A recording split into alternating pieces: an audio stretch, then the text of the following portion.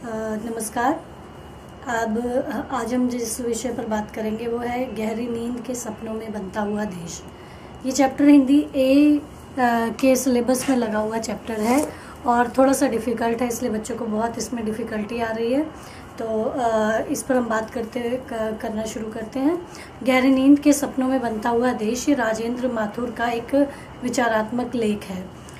इसमें राजेंद्र माथुर के बारे में बताते हुए सबसे पहले मैं ये बताना चाहूँगी कि राजेंद्र माथुर अंग्रेज़ी में उन्होंने अपनी पढ़ाई की शुरू से लेकर आखिर तक, और वे हिंदी में बहुत जागरूक रहे हैं और हिंदी में उनका लेखन काफ़ी समय से चलता रहा था।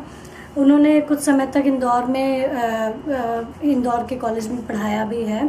इसके साथ साथ 1970 में वे नई दुनिया पत्र के संपादन मंडल से जुड़े थे और 1981 में वे नई दुनिया के प्रधान संपादक के रूप में चुने गए थे।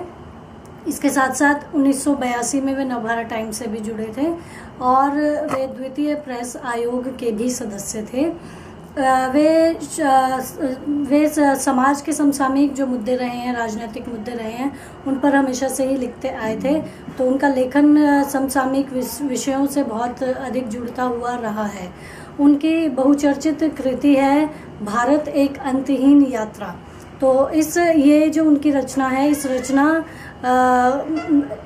रचना से ही ये लेख लिया गया है जो आपके सिलेबस में लगा हुआ है, गहरी नींद के सपनों में बनता हुआ देश। इसमें इस चैप्टर की शुरुआत में ही लेखक कुछ प्रश्नों के साथ इस लेख को शुरू कर रहे हैं। राजेंद्र माथुर ने सबसे पहले ही लाइन में पहला ही प्रश्न पूछा है कि देश कैसे बनता है। मतलब उन्होंने पाठकों के सामने ये प्रश्न रखा है कि देश के निर्माण के क्या क्या कारण हो सकते हैं और उसके निर्माण की क्या प्रक्रिया होती है। इन सबको लेकर उन्होंने पाठकों से सवाल किया है। उनके लेख की ये विशेषता रही है कि उनके जो लेख है उसमें संवादात्मकता बहुत रही है। उनके लेख पढ़ते हुए ऐसा लगता है कि वे पाठकों से बातचीत कर रहे हैं। तो इनका जो प्रश्न था वो था कि देश कैसे बनता है। तो इस लेख का जो केंद्रीय भाव है, जो केंद्रीय बिंदु है, वो 1947 में जब हमें आज़ादी मिली तो आज़ादी एक तरफ एक बहुत खुशी का विषय था भारतीयों के लिए, लेकिन दूसरी तरफ एक बहुत बड़ा आघात भी था, क्योंकि 1947 आज़ादी तो लेकर आया लेकिन साथ साथ भारत का विभाजन भी लेकर आया था। तो विभाजन के क्या कारण रहे होंगे या भारत किस तरीके से आज़ादी के समय बना, उसको लेकर जो है राजेंद्र माथुर ने अपने विचार इस लेख में प्रस्तुत किए हैं। सबसे पहले उन्होंने कहा कि इसमें जो सबसे पहली समस्या जो उन्हें लगी वो ये थी कि स्वतंत्रता प्राप्ति का जब समय नज़दीक आने लगा था तो भारत में जो सत्ता का प्रश्न जब उठा तो इस सत्ता के प्रश्न ने बहुत सारी समस्याएं खड़ी कर दी और इन समस्याओं के कारण ही देश का जो विभाजन हुआ उसको लेकर इन्होंने इस लेख में बात की है। सबसे पहली बात कि जब भारत, तब क्या अब की भी बात है, भारत हमेशा से ही, भारत में दो धर्म, दो कौम जो हैं बहुत बड़ी संख्या में रही हैं, हिंदू और मुस्लिम। जब हमें स्वतंत्रता नहीं मिली थी उससे पहले भी हिंदू और मुसलमान साथ साथ रहते थे।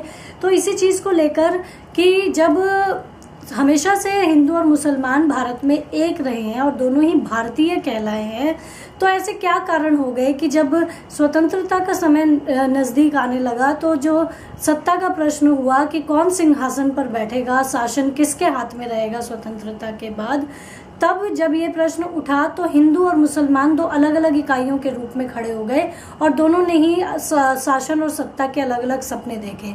जैसे कि इसका टाइटल है गहरी नींद के सपनों में बनता हुआ देश।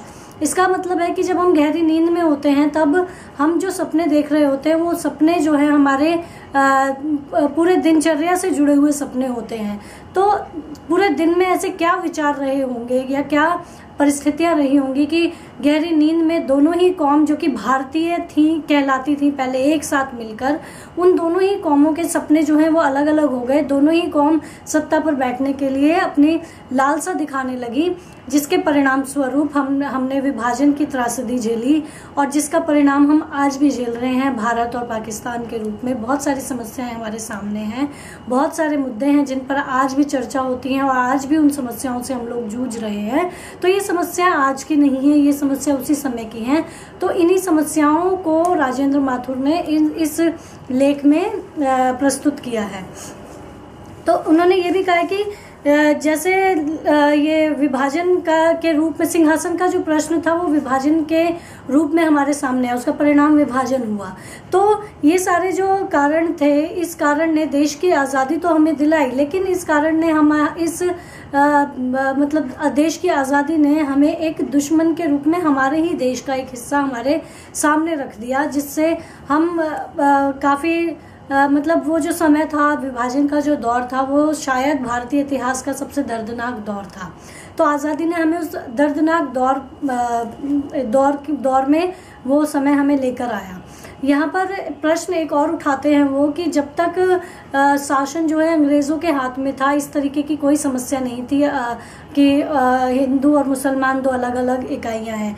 आपको शायद इतिहास में पता होगा कि सबसे पहली जो हमारे म्यूटिनी रही है, क्रांति रही थी, वो 1857 की क्रांति रही थी। और उस क्रांति में हिंदू और मुसलमान दोनों ने स्ट्रगल किया था, दोनों ने खूब संघर्ष किया था स्वतंत्रता के लिए, लेकिन किन्हीं कारणों से वो क्रांति जो है पूरी तरह सफल नहीं हो पाई थी और हमें आज़ादी नहीं मिल पाई थी। उस क्रांति से अंग्रेज़ों को एक आइडिया जो लगा भारत में शासन करने के लिए, जो उन्हें एक नीति समझ में आई, वो नीति ये थी कि फूट डालो शासन करो। इसका मतलब ये था कि उन्हें ये साफ नज़र आया था कि भारत में हिंदू और मुसलमान इन दोनों में पर्याप्त एकता है।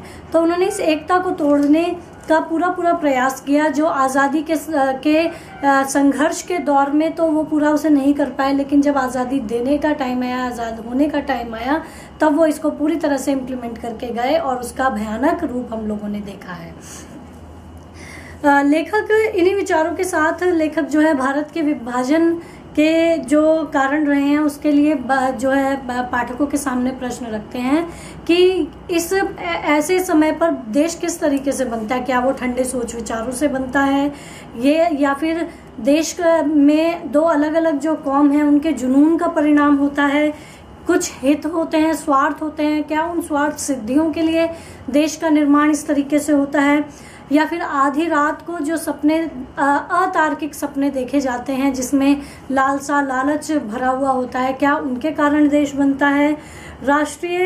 राष्ट्रीयता की वैज्ञानिक समझ का सपना देखकर देश का निर्माण होता है, भावनाओं की अतिशयता से देश का निर्माण होता है, या फिर इतिहास और जो जातीय स्मृतियां होती हैं उनका जो एक नशा होता है उस कारण से देश का निर्माण होता है। ये सारे के सारे प्रश्न पाठकों के सामने रखकर लेखक अपने विचारों को प्रकट करता है। इन प्रश्नों के साथ वो कहते हैं कि देश विवेक और आवेश इन दोनों की संयुक्त संतान होता है, यानी कि देश को बनाने के लिए विवेक भी चाहिए होता है और इसके साथ साथ एक आवेश की भी ज़रूरत होती है।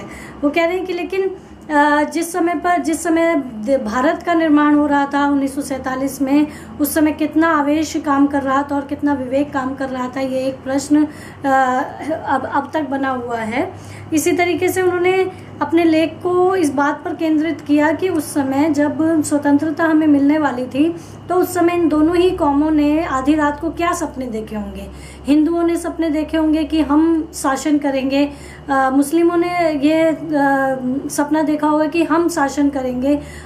ये हम शासन करने वाला जो प्रश्न था, ये दोनों ही कौम अलग अलग स्तर पर सोच रही थी। ये दोनों कंबाइंड रूप से इस चीज़ को नहीं सोच रहे थे कि भारतीय इस पर शासन करेंगे, ना कि हिंदू और मुसलमान इस पर शासन करेंगे। इसी तरीके से बहुत सारे प्रश्न उन्होंने सामने रखे हैं और इन प्रश्नों के साथ साथ उन्होंने 1947 में विभाजन के कारणों को तलाशने की कोशिश इस लेख में की है।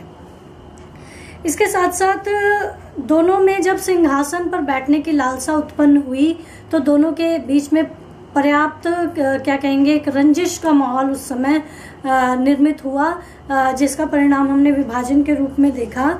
और दोनों मतलब ये जो दोनों कौम भारत में एक साथ हमेशा से रही थी, हिंदू और मुसलमान, जब सिंहासन का प्रश्न आया तो ये दोनों ही कौम अलग अलग हो गई और अलग अलग तरीके से सोचने लगी। शायद ये दोनों एक साथ मिलकर सोचते तो शायद ये हमारे देश का विभाजन ना हुआ होता और हमारे देश में के ये परिणाम भी ना होते जो आज हम देखते हैं। तो यही कारण था कि दोनों ही देशों ने, दोनों ही कौमों ने अलग अलग जुनून अपने मन में पाले, जिसकी वजह से ये जो है परिणाम हमारे सामने आए। दोनों जो कौम थी, दोनों ही कौम चाहती थी कि हम सिंहासन पर बैठे। इसका इतिहास जब आप देखेंगे तो आप जानेंगे कि उस समय पर एक तरफ गांधी जी और दूसरी तरफ जिन्ना थे। जिन्ना भी शासन करना चाहते थे और इधर से गांधी को भी शासन मतलब सत्ता देने के लिए एक क्या कहते हैं, एक ग्रुप वो भी एक्टिव था। तो इन दोनों के बीच पर्याप्त मतभेद रहे जिसका परिणाम हम देख रहे हैं। उन्होंने ये भी कहा कि मतलब किसी भी देश का जब निर्माण होता है तो उसके पीछे एक सांझी मिथक संचय की प्रक्रिया काम करती है। इसका क्या मतलब, मिथक होते हैं जो एक पुरानी कथाएं होती हैं, कुछ पुराने मिथ होते हैं, कुछ प्रतीक होते हैं, संस्कृति जो है होती है इसके पीछे। तो संस्कृति पहले हिंदू और मुसलमान दोनों की एक होती थी, लेकिन जब सिंहासन का प्रश्न आया तो इन दोनों ही कौमों ने उन भारतीय मिथकों को अलग अलग करके रख दिया। इसके साथ उन्होंने ये कहा कि सपने जो देखे जाते हैं, जैसे इसका टाइटल भी है गहरी नींद के सपनों में बनता हुआ देश। तो इसमें लेखक कह रहे हैं कि जो दिन भर की घटनाएं होती थी, दिन भर जो भी राजनीतिक उठापटक रही, रात को वही सपनों में जब बदलने लगी तो वो सपने दोनों के अलग अलग होने लगे, क्योंकि दोनों को ही घटनाएं जो हैं अपने एक दूसरे की घटनाएं जो हैं देखने का नजरिया दोनों का अलग होने लग गया था। इसी तरीके से वो कह रहे हैं कि जब इस बात पर दोनों ही कौम अलग अलग सोचने लगी कि सिंहासन पर कौन बैठेगा, तो ये जब सोच अलग अलग हुई तो जाहिर सी बात है कि एक ही सिंहासन पर बैठने के दो दावेदार सामने आने लगे, जो कि एक मुस्लिम थे और एक हिंदू थे। तो इस हिंदू और मुसलमान में जब बंटवारा हुआ तब सिंहासन का प्रश्न और अधिक गहरा होता चला गया। दोनों स्वार्थ हितों को प्रमुखता देने लगे। इस कारण से ये एक राय नहीं बन पाई कि दोनों में से कौन सिंहासन पर बैठ पाएगा। लेखक ने इस बात को भी सामने रखा कि अंग्रेजों का जब तक शासन था तब तक इस तरीके की उठापटक देश में नहीं थी।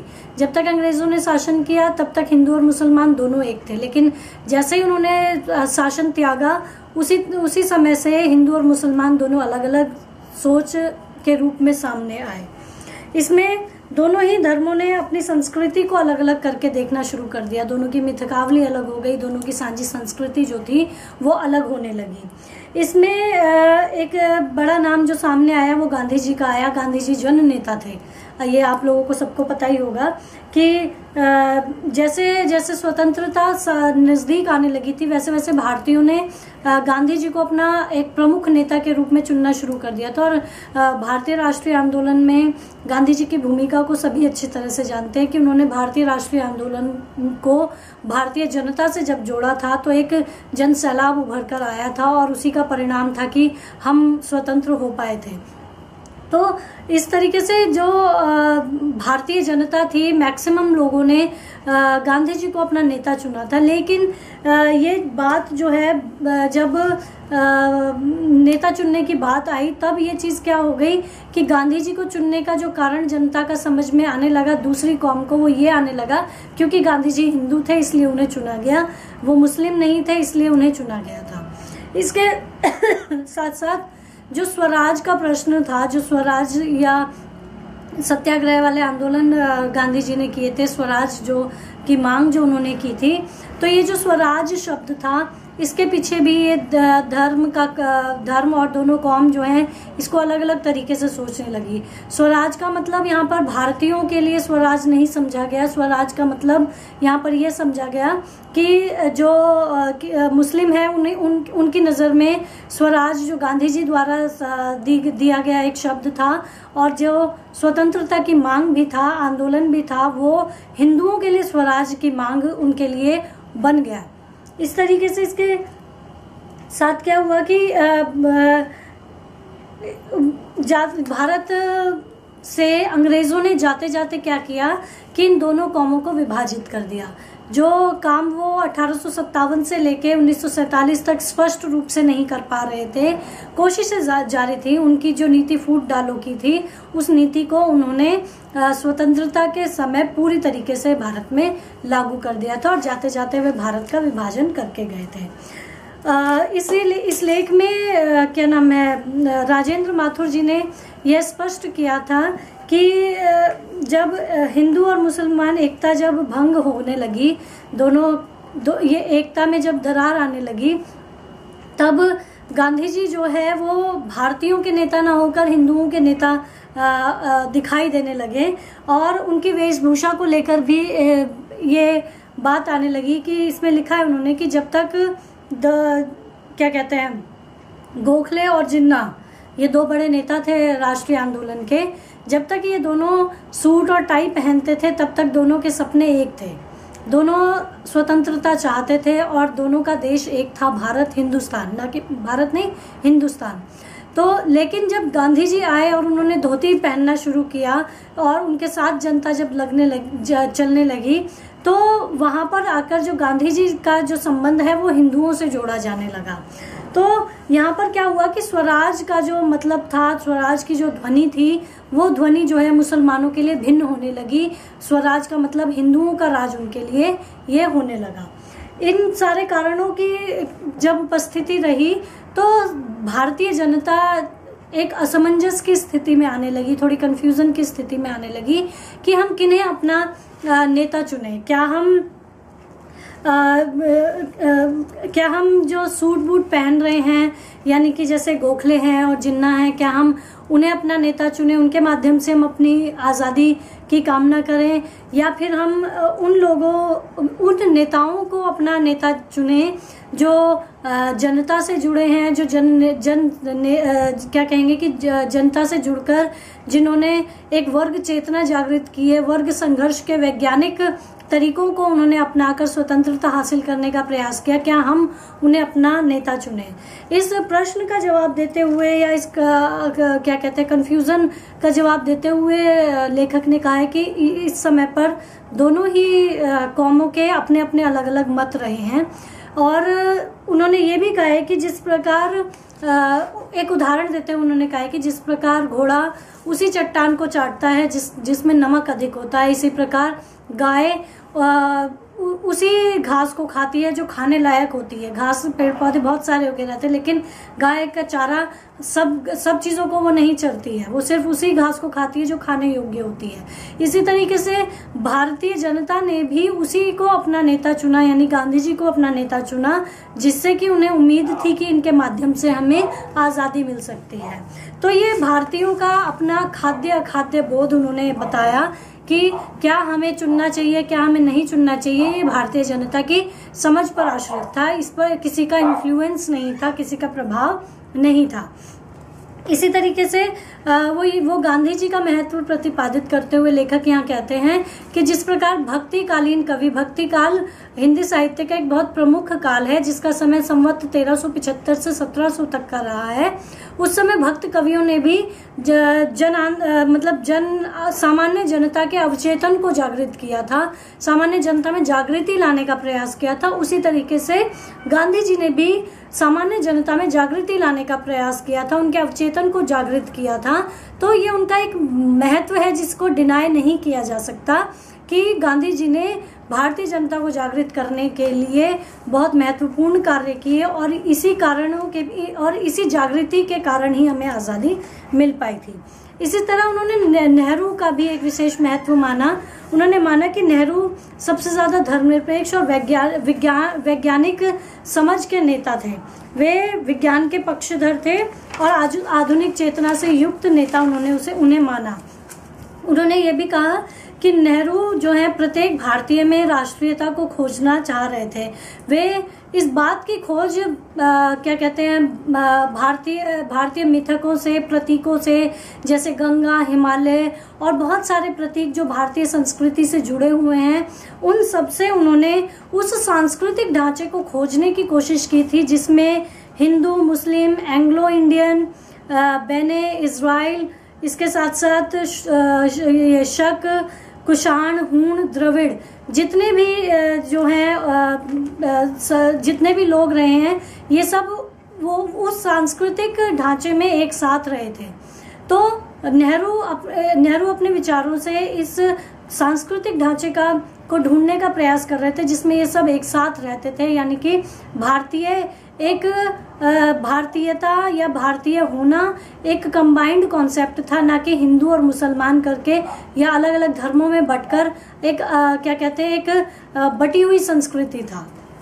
इसके साथ साथ उन्होंने ये भी कहा कि वे विज्ञान के पक्षधर तो थे, नेहरू विज्ञान के पक्षधर थे, लेकिन भावनाओं का उनके जीवन में बहुत महत्व था। उन्होंने ये माना, लेखक ने ये कहा कि कविताओं में इन मिथकों का जो भारतीयता को बहुत मजबूत करते हैं, उन सांस्कृतिक प्रतीकों का बहुत महत्व होता है, कविताओं में उनको बहुत स्थान मिलता है। और ये जो मिथक थे ये सारे के सारे पहले हिंदू और मुसलमान दोनों के लिए समान होते थे, लेकिन जब सिंहासन का प्रश्न आया तो ये दोनों के लिए विभाजित होने लगे। तो विज्ञान के पक्षधर होते हुए भी नेहरू ने जो है देश के निर्माण में कविता के महत्व को प्रतिपादित किया है। उन्होंने माना कि कविता जो है भावना प्रधान होती है और देश के निर्माण में भावनाओं का बहुत बड़ा योगदान होता है। और गद्य को उन्होंने सौदेबाजी माना, क्योंकि गद्य में बातों को तोड़ मरोड़ कर इधर से उधर करके लिखा जा सकता है, लेकिन कविता में वो स्थान उसकी गुंजाइश नहीं होती है। तो उन्होंने गद्य से अधिक महत्वपूर्ण कविता को माना किसी भी देश के निर्माण के लिए, उसकी संस्कृति को स्थापित करने के लिए, उनके मिथकों को जीवित रखने के लिए। इसके साथ साथ लेखक ने यह भी कहा है कि किसी भी बिना धर्म के कोई भी देश जीवित रह सकता है, लेकिन बिना मिथकों के कोई देश जीवित नहीं रह सकता। उन्होंने ये भी कहा कि नेहरू ने देश के सौंदर्य और उनके प्रेरणा, स्मृति, प्रतीकों के माध्यम से ही राष्ट्रीयता की भावना अपने भीतर जागृत की थी। इसके साथ साथ उन्होंने ये भी कहा कि जब सिंहासन का प्रश्न नहीं था तब तक ये जो मिथकावली थी, सौंदर्य प्रतीक थे, कविता के उपमान थे, ये सारे के सारे हिंदू और मुसलमानों के लिए साझा हुआ करते थे। लेकिन जब सिंहासन का प्रश्न आया तो गंगा, हिमालय, इन सब चीज़ों का जो संबंध है वो हिंदुओं से जोड़कर देखा जाने लगा। तो इन दोनों ही कौमों के लिए ये मिथक, जो कि साझा संस्कृति के चिन्ह थे, ये विभाजित होने लगे। इसके साथ साथ उन्होंने ये भी कहा कि उन्होंने ये माना कि धर्म जो है किसी जाति से जुड़ा हुआ नहीं होता। धर्म एक कॉन्सेप्ट होता है जो कि समग्रता में जीना सिखाता है। इसके साथ साथ उन्होंने इस बात को भी माना है कि राम जो है वो ईश्वर से अधिक संस्कृति पुरुष थे। इसे इंडोनेशिया में भी रामायण की लोक परंपरा रही है और इस्लाम में भी इसे माना गया है। इस आधार पर उन्होंने ये कहा कि जो राम है वो ईश्वर नहीं थे, वो एक संस्कृति पुरुष थे। उन्होंने ये भी माना कि ईश्वर के रूप में अगर हम राम का परित्याग कर भी देते हैं, लेकिन संस्कृति पुरुष के रूप में हम उनका परित्याग नहीं कर सकते और ना ही हमारा इससे काम चल सकता है। इसके साथ साथ उन्होंने ये भी कहा कि काव्य प्रतीक जो रहे हैं, जिसमें राम एक संस्कृति पुरुष रहे हैं, ये सब पहले साझा हुआ करते थे और स्वतंत्रता निकट आते आते ये सब के सब जो हैं विभाजित होने लगे।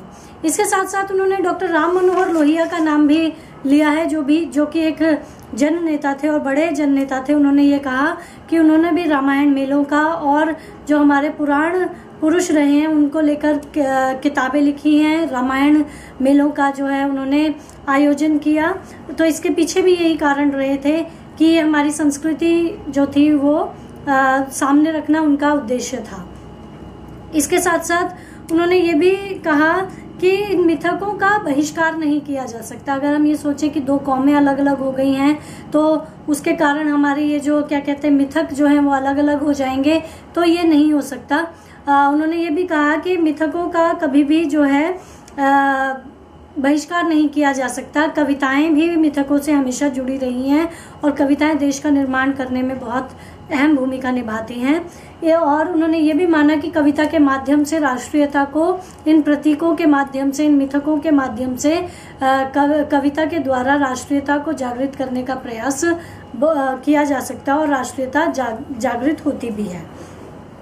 इसके साथ साथ उन्होंने यह भी माना कि जो लोग ये मानते हैं कि इन मिथकों का बहिष्कार किया जा सकता है, तो वो लोग ये भी मान सकते हैं कि बच्चों को परियों की, राक्षसों की कहानियां नहीं सुनानी चाहिए, उन्हें टीवी सीरियल दिखाना चाहिए, टीवी सीरियल्स दिखाने चाहिए, उनसे वो परिपक्वता उनमें आनी चाहिए, एक वयस्क समझदारी उनमें आनी चाहिए जो कि बचपन का क्या कहते हैं हरण कर लेती है।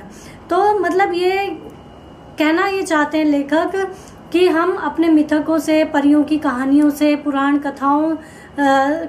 कथाएं जो हमारी संस्कृति से जुड़ी हुई हैं, उन सब का परित्याग हम नहीं कर सकते, क्योंकि इन मिथकों को अलग करने की कोशिश की गई। इसी का परिणाम ये हुआ कि हमारा देश जो है वो विभाजित हुआ। कविता जो है अवचेतन और कल्पना दोनों से जुड़ी होती है। इनसे बचकर मतलब जो लोग ये मानते हैं कि मिथकों का बहिष्कार हो सकता है, तो ये नहीं हो सकता कि वो कविताओं को छोड़कर गद्य की ओर बढ़ सके। तो ये कहना चाहते हैं यहाँ पर कवि कि कविताओं में मिथक जीवित रहते हैं, गद्य में इनके लिए उतना स्थान नहीं रहता। इसके साथ साथ उन्होंने ये भी कहा है क्योंकि जिस तरीके से कविता अवचेतन और कल्पना पर आधारित होती है, तो जो बड़े क्या कहते हैं विज्ञान के बड़े आविष्कार हैं, जो सृजनशील कर्म रहे हैं, उनमें भी कल्पना और अवचेतन का पूरा स्थान रहा है, और जो बड़े बड़े सपने देखे जाते हैं उनमें भी कल्पना का बहुत बड़ा स्थान रहा है। तो इन मिथकों को, इन कल्पनाओं को और अवचेतन को इग्नोर करके हम क्या कहते हैं किसी भी देश के बनने की बात नहीं कह सकते। इसके साथ साथ उन्होंने ये भी कहा कि यदि एक देश बनना है तो एक ही अवचेतन होना चाहिए, यानी कि हमें अगर एक देश का निर्माण करना था तो हम सबका जो अवचेतन था, वो भारतीयों का जो अवचेतन था, वो एक ही तरह से काम करना चाहिए था। लेकिन जब देश बनने की बात आई थी, उस समय पर लोगों के अवचेतन जो है वो विभाजित हो गए, और सबके अवचेतन में कुछ एक दबी हुई भावना जो थी कि सिंहासन किसके हाथ में होगा, और उस पर सिंहासन करने का हक हिंदू या मुसलमान किसका होना चाहिए, और दोनों के लिए ही स्वार्थ सिद्धि थी कि हमें शासन करना है या फिर हमें शासन करना है। तो दोनों के जो अवचेतन थे वो अलग अलग तरीके से जब काम करने लगे, तो उसका परिणाम भयावह रूप में से हमारे सामने आया। तो ये लेखक बार बार इस बात को कह रहे हैं कि जब तक सिंहासन का प्रश्न नहीं था, दोनों ही कौमों के सपने एक थे, लेकिन बाद में जब सिंहासन के प्रश्न पर आकर लड़ना शुरू किया तो दोनों के सपने भिन्न होने लगे, और इन भिन्न सपनों का परिणाम हम आज भी भुगत रहे हैं। उन्होंने ये भी माना कि जब हम अपनी संस्कृति की बात करते हैं या हम अपने प्राचीन समय की बात करते हैं, तब हमने ये पाया है कि सूफी कवि, संत कवि, सारे समुदाय, भक्त कवि, पीर, मूर्तिकार, शिल्पकार, जितने भी कारीगर हमारे देश में हुए, सब लोग साझा रूप से रहे हैं और साझा रूप से उन्होंने काम किया है, और हमारा देश तब बहुत समृद्ध रहा था जब हम एक होकर रहते थे। इसी तरीके से उन्होंने ये भी बात बोली कि केरल में बहुत सारे ईसाई हैं, केरल में बहुत सारे ईसाई हैं, लेकिन ऐसा नहीं है कि वो भारतीय नहीं है। अगर वो हिंदू नहीं है, ईसाई हैं, तो इसका मतलब ये नहीं कि वो भारतीय नहीं है। वो सब जब मिलकर एक साथ काम करते हैं तो भारतीयता का एक भाव जागृत होता है। इसी तरीके से उन्होंने फिलीपीन और जापान की बात कही है। उन्होंने ये कहा कि फिलीपीन में जब रोमन कैथोलिक लोग थे, वो जब स्थानीयता से जुड़े थे, तो इसका मतलब ये नहीं था कि वो कम ईसाई हो गए थे। इसी तरीके से उन्होंने ये कहा कि जब जापान में बौद्ध धर्म की बात उन्होंने की कि जापान में जब गौतम बुद्ध के जो विचार थे, उनका जब जापानीकरण कर दिया गया, लोगों ने उन्हें अपने तरीके से अपनाया, तो इसका मतलब ये नहीं था कि वहाँ पे बौद्ध धर्म को कोई हानि पहुंची है या नुकसान पहुंचा है। तो इस तरीके से नहीं कहा जा सकता कि जब हम दूसरे तरीके से सोचने लगते हैं, हम चीज़ों को एक अडेप्शन की स्थिति में जब हम आने लगते हैं, तो इसका मतलब ये नहीं होता है कि उन चीज़ों को खत्म करने लगते हैं हम। तो उन्होंने यही कहा कि जापान, फिलीपींस और इंडोनेशिया, इन सब के उदाहरण देते हुए उन्होंने ये स्पष्ट किया कि जब हम देर रात के में सपने देखते हैं, तो जरूरी नहीं है कि वो सपने स्वदेशी ही हो, वो सपने विदेशी भी हो सकते हैं। तो लेकिन अगर उन सपनों से राष्ट्रीयता और राष्ट्रीयता का जन्म होता है या फिर वो विकास में सहायक होते हैं तो उन्हें अपनाने में कोई बुराई नहीं होती। बुराई तब होती है जब हम उन सपनों के आधार पर अपने आप को विभाजित कर लेते हैं। उन्होंने ये भी कहा कि जो हमारे मिथक हैं वो रामायण और महाभारत ही नहीं, करबला और हुसैन भी हो सकते हैं। हिंदू और मुसलमान इन दोनों के जो मिथक हैं, वो सपने जो हैं वो एक हो सकते हैं। इसके साथ साथ उन्होंने ये भी कहा कि सिंहासन के प्रश्न पर जब बात होने लगी तो सिंहासन का जो प्रश्न नहीं था, तब ईद और ताजिया भारत में एक साथ मनाए जाते थे और जो हिंदू राजा हुआ करते थे वो भी इसमें पूरी ईमानदारी के साथ भागीदारी करते थे। आजकल के नेताओं की तरह नहीं कि फोटो खिंचवाने के लिए ईद के बैनर बनवा दिए या गले मिलकर दिखा दिया और ईद मना ली, नहीं। उस समय पर जब ताजिया निकला करते थे तो किसी भी मतलब राजा जो जहाँ से भी ताजिया निकलते थे, उस क्षेत्र के राजा जो होते थे वो पूरी तरीके से, जिस क्षेत्र से ताजिया निकला करते थे वहाँ के जो राजा होते थे वे पूरी तरीके से ताजिया में मदद भी किया करते थे, साथ में उसमें पूरे मन के साथ भागीदारी करते थे। उनके दिमाग में कभी भी सांप्रदायिकता जैसे भाव नहीं हुआ करते थे। उनके लिए वे त्योहार जो हैं वो साझा त्योहार हुआ करते थे, वो हिंदू या मुसलमानों के त्योहार नहीं हुआ करते थे। इसी तरीके से ये भी कहा है लेखक ने कि उनके अंदर तुष्टिकरण का गणित नहीं होता था, वे अपने स्वार्थों की गिनती नहीं करते थे कि ऐसा करने, जैसे आजकल के नेता वोट बैंक बनाने के लिए इन सब चीज़ों में भागीदारी लेते हैं, उस तरीके का माहौल उस वक्त नहीं था। उस समय ये नहीं होता था कि वो तुष्टिकरण का गणित करने लगे, अपने स्वार्थों के लिए, अपने हितों के लिए काम करने लगे, बल्कि उनके लिए सभी लोग समान हुआ करते थे। इसके साथ साथ उस समय हिंदू और मुसलमानों के त्योहार मनाना या साथ में रहना उतना ही सहज होता था जितना कि सांस लेना सहज होता है। लेखक ये भी कहते हैं कि उस समय जब ताजिया निकला करता था तो मुसलमानों के ये त्योहार या ताजिया हिंदुओं के धर्म प्रतीक होते थे, जैसे पीपल का पेड़ हो गया, उनसे अगर टकरा जाए या उनको टच हो जाए तो उस समय सांप्रदायिक दंगे नहीं हुआ करते थे जिस प्रकार आज इन मुद्दों पर सांप्रदायिक दंगे छिड़ जाते हैं, उस तरीके का माहौल उस वक्त नहीं था। इसी के साथ साथ वे ये एक मतलब मन में एक दुख भी व्यक्त कर रहे हैं कि क्या वैसा हिंदुस्तान अब फिर दोबारा नहीं बन सकता। यानी कि लेखक अपने मन में ये चाह रखे हुए हैं कि काश वो संस्कृति वापस से जिंदा हो जाए जिसमें हिंदू और मुसलमान एक साझा संस्कृति के तहत जीवन यापन किया करते थे। इसके साथ साथ वे ये भी कह रहे हैं कि हिंदुत्व कोई धर्म नहीं है, बल्कि वे एक मिथक संचय प्रक्रिया है और इस संचय प्रक्रिया को बचाने की आवश्यकता है। इस मिथक संचय प्रक्रिया के बिना कोई भी देश नहीं बन सकता। उन्होंने आज के संदर्भ को लेते हुए लेखक ने ये कहा है कि आज जो हिंदुत्व है उस पर संकीर्णता, एकांगीपन और असहिष्णु बनने का दबाव डाला जा रहा है। उन्होंने यह भी चिंता व्यक्त की है कि सिंहासन के झगड़े और आसपास के दबाव के कारण कहीं ये संचय प्रक्रिया समाप्त ना हो जाए, कहीं ये जो हिंदुत्व है एक धर्म बनकर ना रह जाए, जबकि एक साझा धर्म होना चाहिए। हिंदुत्व हिंदुस्तानियों का धर्म होना चाहिए।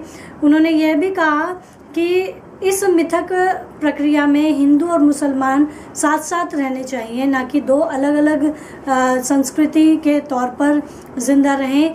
ये इस संचय प्रक्रिया में नहीं होना चाहिए। उन्होंने ये भी कहा कि इस संचय प्रक्रिया को बचाने के लिए सभी धर्मों को एक साथ मिलकर काम करना होगा।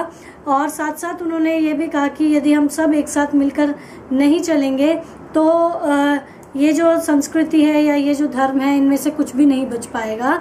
साथ साथ उन्होंने ये भी कहा कि 3000 साल पुराना हिंदुस्तान जो है वो तभी बच सकता है जब ये सारे धर्म जो हैं एक साथ मिलकर रहें, एक साथ मिलकर जीवन यापन करें और एक साझा संस्कृति के तहत रहें और साझा संस्कृति को जीवित रखने के लिए प्रयास करते रहें। इसके साथ साथ उन्होंने ये भी कहा है कि 1947 के बाद भारत की जो नियति हुई है उसी का ये परिणाम हुआ है कि भारत आज इतने सारे राजनीतिक विभाजनों का दंश झेल रहा है। आज हिंदुस्तान पहले जैसा हिंदुस्तान नहीं रहा है। वो कुल मिलाकर एक बात जो हमने बचपन में कभी पढ़ी थी और आज वो उसकी बहुत ज़रूरत महसूस होती है, वही ज़रूरत इस लेख में लेखक ने भी महसूस की है कि मज़हब नहीं सिखाता आपस में बैर करना, हिंदी है हम वतन है हिंदुस्तान हमारा। तो अभी इस वक्त भारत की नहीं हिंदुस्तान की ज़रूरत है, जिसमें सभी लोग एक साथ एक ही संस्कृति के तहत, एक साझा धर्म के तहत जीवन यापन करें। ऐसी एक संस्कृति की आवश्यकता है। इसी आवश्यकता को लेखक ने अपने इस लेख में व्यक्त किया है। इस लेख से संबंधित, इस पाठ से संबंधित कोई प्रश्न आपके दिमाग में हो तो आप मुझसे कमेंट बॉक्स में पूछ सकते हैं। बहुत बहुत धन्यवाद।